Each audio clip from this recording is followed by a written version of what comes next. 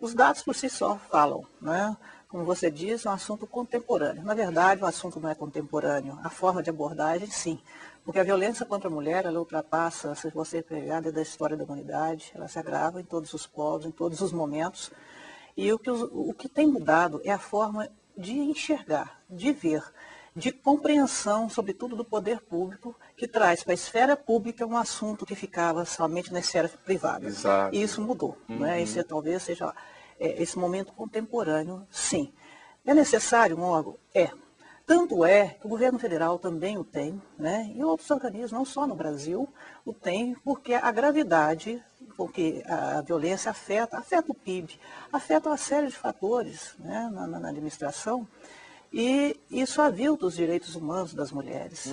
Então faz-se necessário, sim, porque nós temos, sem dúvida, um olhar diferente, porque a violência contra a mulher é a face mais perversa da desigualdade de gênero. E, às vezes, uma secretaria, como a Secretaria de Saúde, uma Secretaria de Educação, ela pode ter políticas para as mulheres, mas não com olhar de gênero. E compete a nós, da coordenadoria, trazer esse debate. É porque a questão de gênero ela não pode ser esquecida.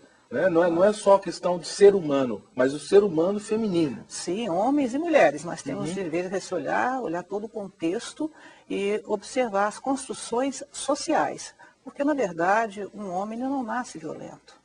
Né? Ele se torna na medida de as construções sociais, das questões culturais. Questões culturais, né? E esse é o nosso desafio, criar uma nova cultura. E é terrível pensar que, muitas vezes, em pleno século XXI, nós vemos pais ensinando os meninos a serem violentos, né? Fala igual o homem e lide com a sua irmã, por exemplo, em casa. Né? As meninas têm papéis subalternos, né? As filhas têm papéis subalternos, quer dizer, os meninos já aprendem em casa a mandar e a serem violentos com as irmãs, né? Eu acho que esse ponto que você aborda é fundamental. Né? Nós temos que romper esse ciclo, ele começa dentro de casa, né? Porque a educação, sobretudo, dos nossos filhos é o primeiro momento. É aquela criança que vê o pai agredir o filho, aquele menino, ele vai ter a compreensão que o homem pode bater. E a menina que vê a mãe apanhar, vai ter a compreensão que a mulher foi feita para apanhar. Né? E no dia a dia, no cotidiano, um pai falar com o filho, olha, se você apanhar na escola, você apanha também aqui. Né? Você forma essa violência, constrói esse processo dentro da própria casa. E às vezes nas relações, aí vem as relações de gênero, a forma de se criar filhos e filhas de uma forma tão diferenciada. E as mães às vezes também contribuem para esse processo, não somente os pais. Né? Uma mãe quando ela diz, olha, minha filha, você tem que arrumar a casa, cuidar da comida, isso é tarefa só de mulher. Ela está reproduzindo um comportamento. Né? E aí o pai também da mesma forma. Então nós temos que fazer essa grande mudança, que é uma mudança cultural. Em muitas famílias, né, Eliana, eu vejo assim que as meninas são criadas para servir o pai e servir os irmãos. Entende? A gente vive numa sociedade hoje, por exemplo, na universidade, eu trabalho na universidade, a maioria dos meus alunos são mulheres. Né? Universidade pública. A maioria dos alunos são do gênero feminino. Então, assim, eu fico pensando, as meninas são formadas para serem serviçais dos homens, dos meninos, mas depois que atingem uma idade, elas percebem, peraí, eu posso ir para o mercado de trabalho, eu não preciso de estar servindo ao homem. Né? Eu posso ser uma líder, eu posso ter uma função. Quer dizer, deve acontecer agora nas cabeças das adolescentes esse conflito, né? Na verdade, isso também vem dentro de um processo. Né? Se você pegar anos atrás, a educação, você só fala, apenas os homens era dado o direito de estudar. As filhas não iam, né? Não tinha estudo. E as mulheres vieram, né? Seja para o estudo, seja para o mercado de trabalho, e estão vindo cada dia mais.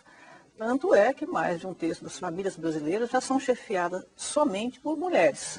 Há um tanto outro que são chefiadas por mulheres, embora tenha o companheiro ou o marido dentro da própria casa. Né? Mas essa formação, essa subveniência, né, que a gente passa, que a mulher tem que ser submissa ao homem, lamentavelmente ainda existe nos tempos atuais, embora nós já tenhamos evoluído um pouco.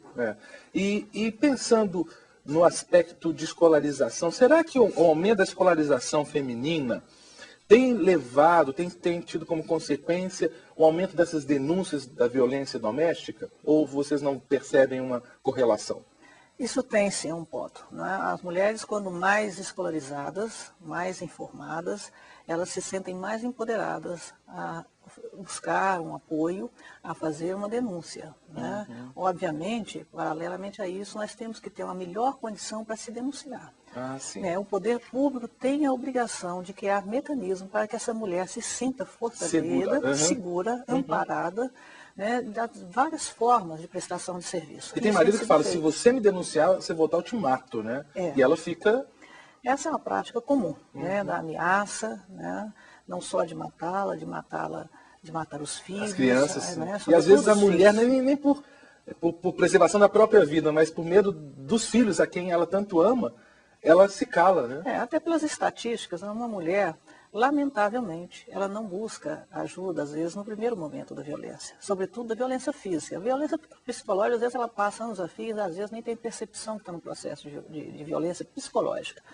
Mas a agressão física, às vezes, ela se submete a passar nesse processo porque os filhos não são atingidos. A partir do momento que os filhos começam também a passar por esse processo, é que ela, às vezes, busca ajuda. Né? Então, ela, às vezes, sofre muito, mas tem sempre aquela esperança de mudar e resguarda, sobretudo, a família, os filhos. Né? Então, ela se sujeita, às vezes, a sofrer violência física, violência sexual. Por amor às crianças. Por amor. E você falou de violência física e sexual.